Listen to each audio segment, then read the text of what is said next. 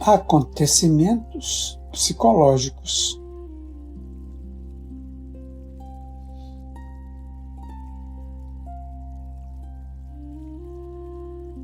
É voz corrente nos arraiais espirituais que todos nós somos médiuns.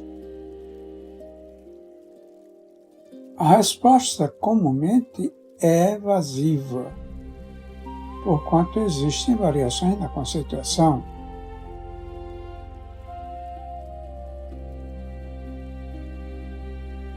Não há dúvida que pela evolução psicológica humana se vai aperfeiçoando o processo intuitivo, como que tentando suplantar o mecanismo analítico, ainda considerado o único que poderá responder pelas verdades científicas.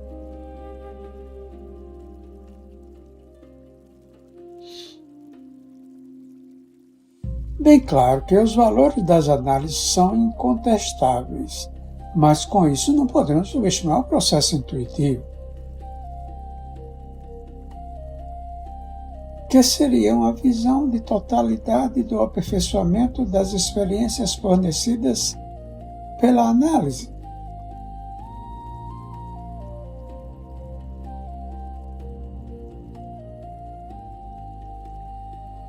Assim teríamos nas pesquisas psicológicas os rigores do processo analítico, as visões intuitivas de difícil descrição, porquanto estas representam sempre um processo de totalidade, de percepção conjunta.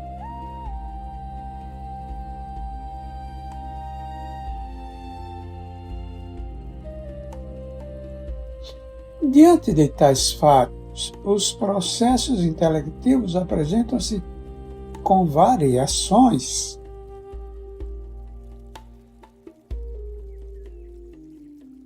Cujas criações processo anímico estariam coligadas a um conjunto psicológico focalizando o degrau evolutivo de cada ser.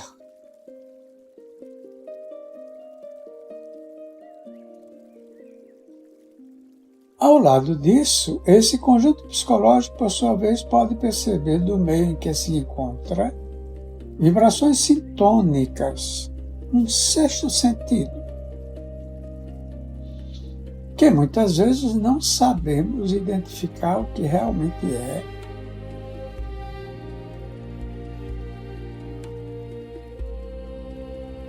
Se o processo criativo do ser, processo anímico, ou captações externas, mediunidade. Desse modo, as percepções psicológicas humanas também oscilam, não oferecendo a exata posição do que é autóctone ou captação externa. É neste patamar que se tem dificuldade de definir o que é anímico ou mediúnico.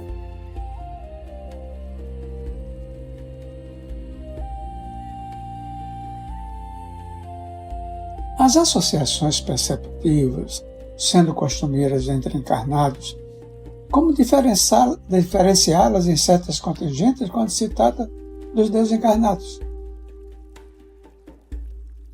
Daí o grupo daqueles que asseveram que todos nós somos médios, em oposição aos que só consideram médios os das ostensivas percepções.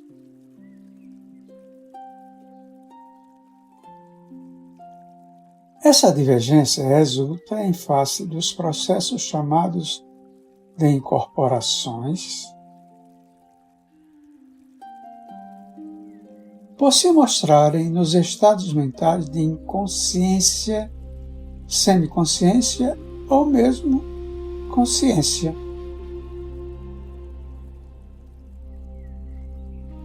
Tudo isso vem configurar que estamos cercados em estado vibratório de toda a natureza, embora captando apenas aquilo com que sintonizamos, podendo ser traduzidos como posições simpáticas, que bem conceituou no tocante a seu mecanismo.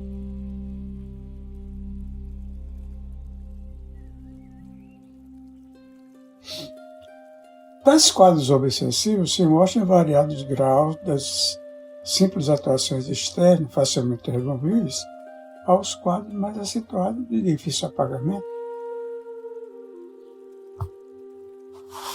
Será bem claro de compreensão que processos dessa natureza, quanto à sua presença e enraizamento, estarão relacionados com o rosário reencarnatório dos seres comumente atados às suas demarcativas ações.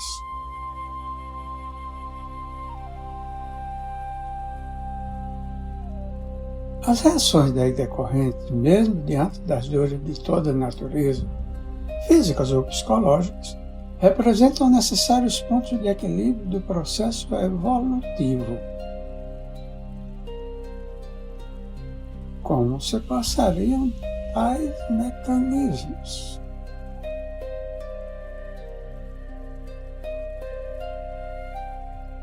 Os encontros de energias psíquicas, chamemos de espirituais, entre emissor e receptor, dar-se-ão inicialmente de perispírito a perispírito, isto é, do perispírito do espírito atuante ao perispírito do receptor.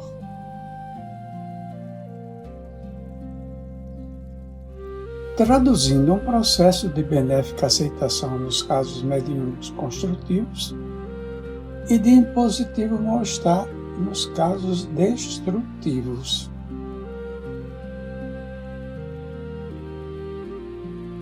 Estudos e pesquisas mais atuais ligados à glândula pineal estão mostrando dados interessantes em lógicas posições. Desde as informações de André Luiz, quando fez um pequeno estudo em seu livro psicografado por Francisco Cândido Xavier,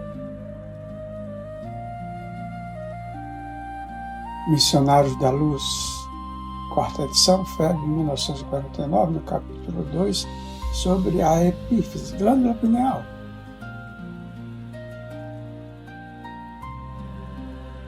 Nessa época, década de 40, o referido autor chamava a atenção dos leitores que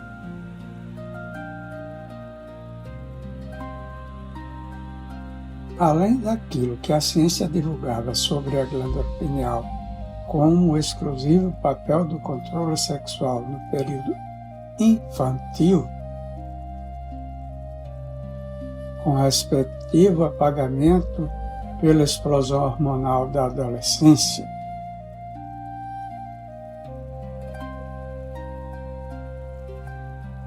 acrescentava que era a controladora emocional em difusão pela zona nervosa, influenciando a cadeia glandular endócrina.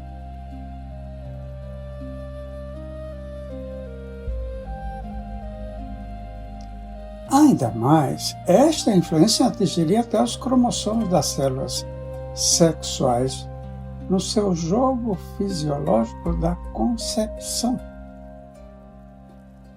Também afirmou ser a epífise a glândula da vida mental pela sua íntima correlação com o perispírito.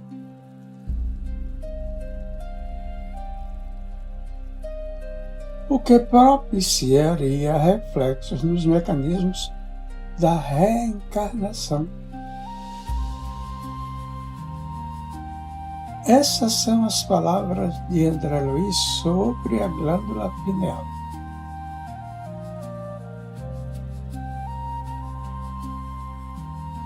Ela acorda no organismo do homem, na puberdade, as forças criadoras. E em seguida continua a funcionar como o mais avançado laboratório de elementos psíquicos da criatura terrestre.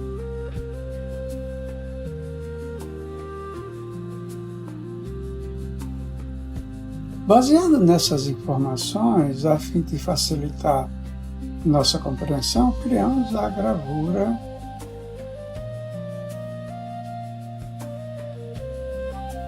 no nosso modo de apreciar a importância da pineal e sua respectiva influência na cadeia glandular. Além das conotações com todo o organismo pelas redes do sistema nervoso simpático e parasimpático,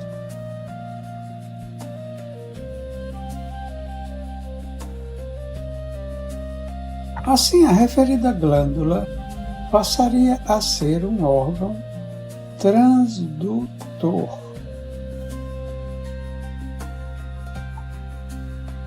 Das irradiações espirituais do próprio indivíduo, fenômeno anímico, e das captações externas, fenômenos mediúnicos.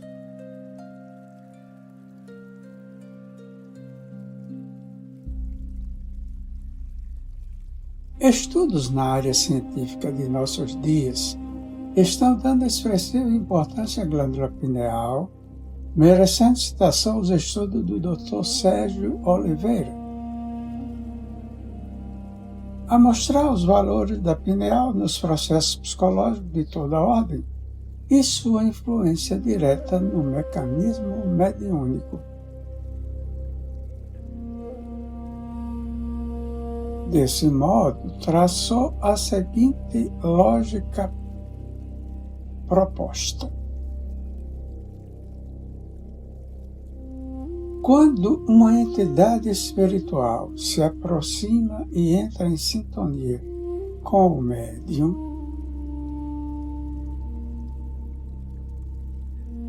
as ondas magnéticas do pensamento daí decorrentes trazem não somente informações, mas também os componentes emotivos. Tais vibrações seriam captadas pela glândula pineal, a representar um sensor em coligação com a zona material.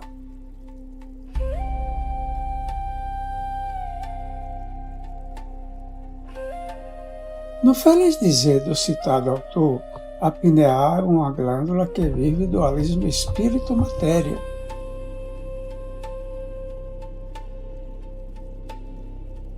Como sensor que é, a onda da emissão será convertida em impulso neuroquímico.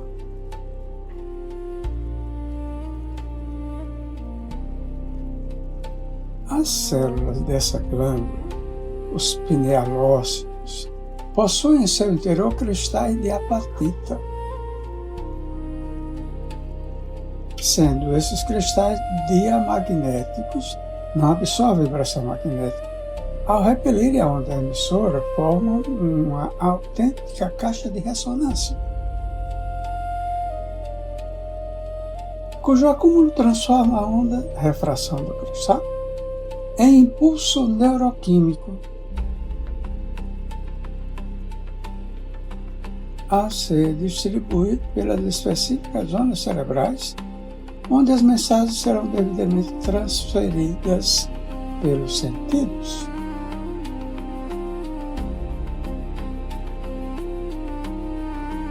Desse modo, compreendemos que os componentes vibratórios do perispírito através da glândula pineal refletem não somente os processos psicológicos do próprio indivíduo, como também as emissões externas, perispírito a perispírito. Assim, nesse setor específico das intercomunicações, podemos ter toda a sorte de posições psicológicas a depender do grau de sintonia do ser.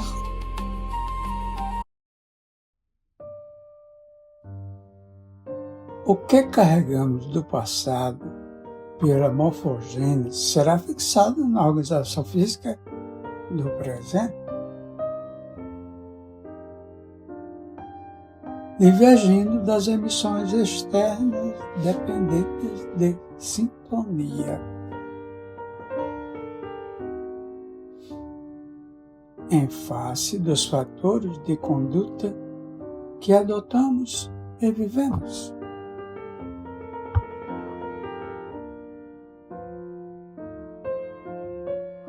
Se convivermos com negatividades, o processo psicológico em questão instala-se com certa facilidade.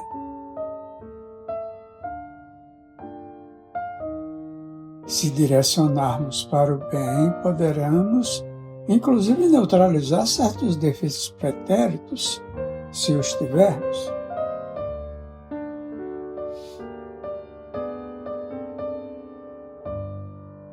O mesmo acontecerá com as emissões externas que sintonizaremos de acordo com a nossa conduta.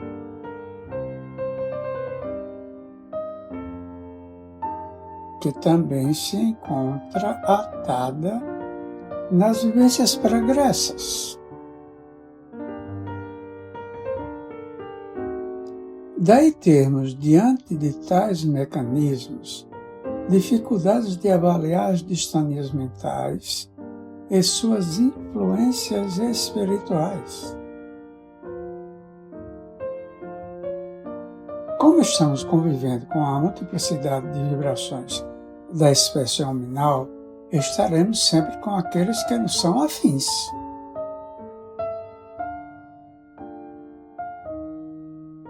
No caso da patologia mental, será sempre difícil dizer se o quadro está ligado ao próprio indivíduo ou se existe relacionamento com entidades espirituais. Sempre haveria combinações com prevalência de uma dessas vertentes.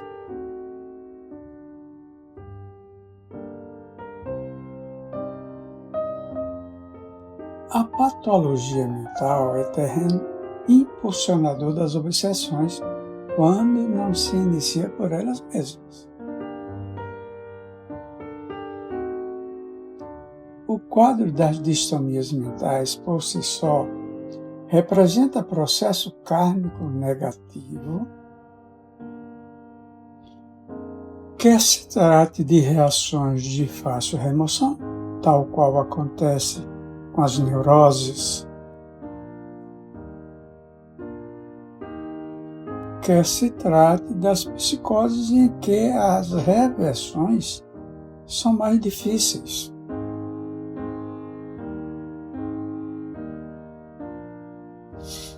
Esse conceito de neurose e psicose, hoje, com acerto, está sendo substituído pelos chamados transtornos, com seus diversos graus de demarcações mentais, em que salientamos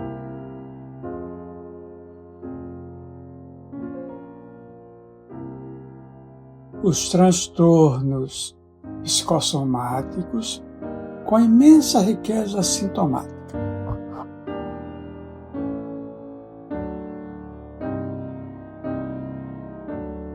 Os transtornos de desenvolvimento psicológico, onde estão inseridas as deficiências mentais e as formas de autismo. Os transtornos afetivos, bem característicos da psicose bipolar, PMD.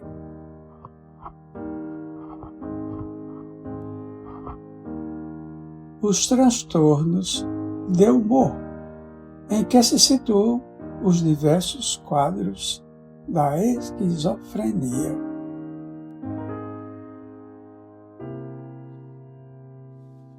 Nesses quadros da patologia mental, as fixações vão traduzindo a multiplicidade sintomática em ansiedades,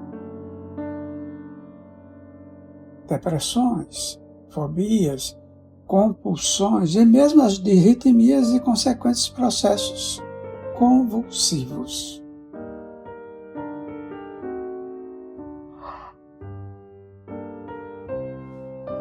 Diante desses variados quadros, a doutrina espírita mostrou uma classificação das obsessões, traduzindo a intensidade do processo.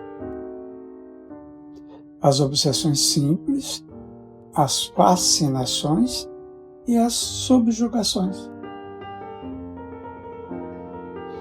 Será fácil de compreensão que essas posições podem apresentar variações imensas de acordo com o grau psicológico e condição evolutiva dos seres.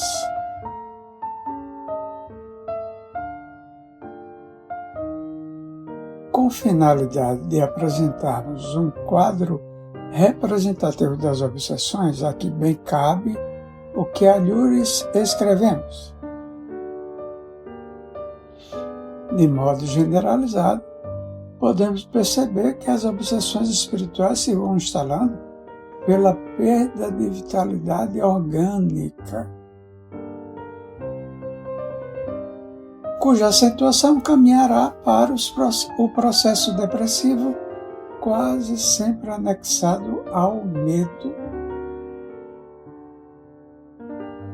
e com um incompreendido complexo de culpa, possivelmente desencadeado pelas reações do remorso.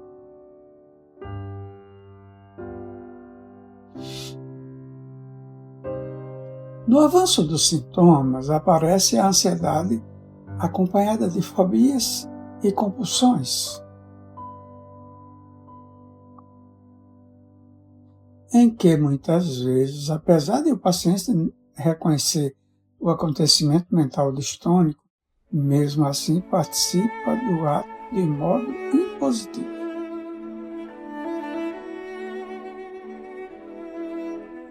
Neste patamar, a síndrome de pânico envolve-se no processo que inexoravelmente caminhará para alucinações dos sentidos. Neste degrau, as visões de quadros deprimentes se mostram ao lado das vozes agressivas, acompanhando desconexas atitudes delirantes, delírio insistematizado.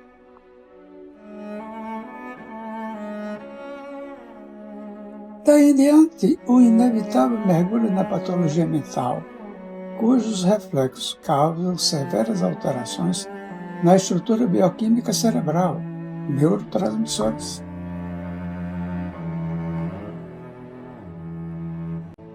Nesta posição, a própria zona espiritual já absorveu o processo, demarcando em sua íntima estruturação as negatividades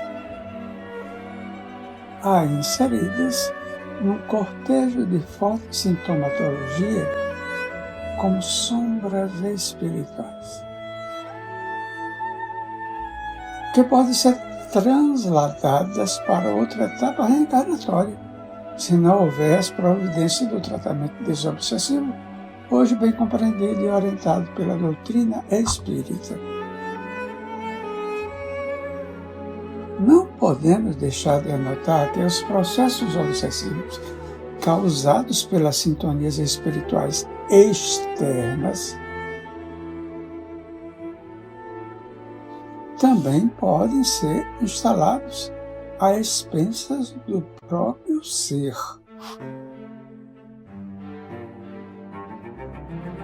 Tais condições são observadas pelos excessos em determinados comportamentos, tal qual acontece com os frequentadores das academias de ginástica, visando a formação exagerada de músculos, que passa a se orgulhar do próprio corpo como uma grande realização da vida. Bem claro que devemos ter os nossos momentos de educação física, visando ao sadio equilíbrio da organização corpórea.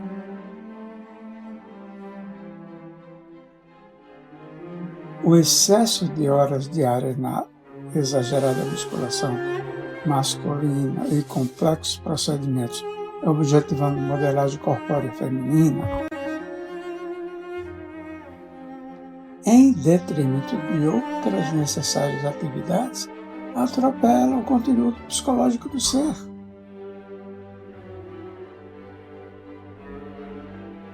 Este proceder neutraliza outros necessários setores de atividades humanas, monopolizando o pensamento e fixando nas referidas atitudes, que passa a se orgulhar do próprio corpo como uma grande realização da vida.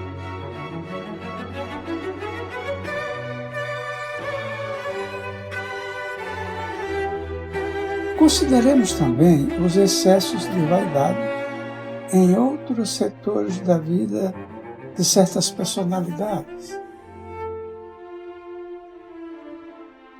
por considerarem-se detentoras de realizações de específicos conhecimentos, quer filosóficos, científicos ou religiosos, envolvendo-se em autêntico processo narcisista. Esses indivíduos acabam distanciando-se da comunidade a que pertencem por considerarem-se superiores.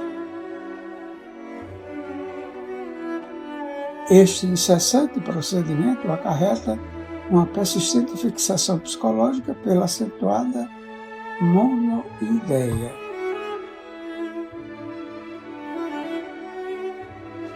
É justamente pelo excesso de fixação psicológica que se instala a autoobsessão, muitas vezes de difícil remoção.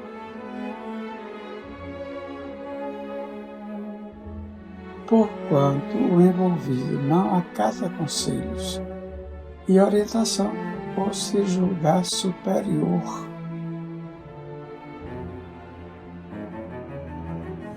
É escravo de sua própria monoideia, cultivando posterior aflitiva solidão.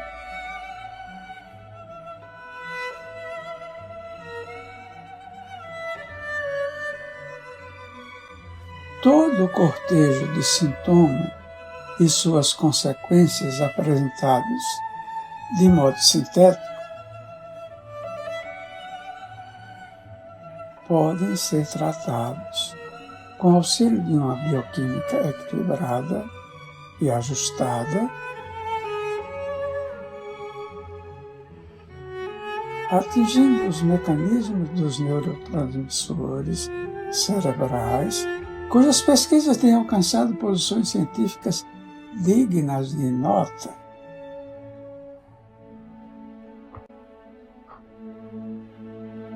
Ao mesmo tempo, será imprescindível a terapêutica espiritual que, melhor compreendida nos dias atuais, vem colaborando de modo efetivo no equilíbrio dos necessitados.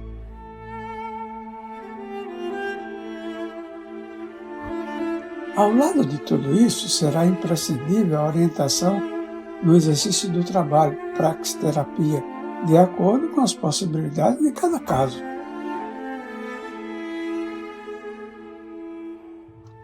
E principalmente desenvolvimento do amor em todas as suas angulações como ingrediente básico de êxito.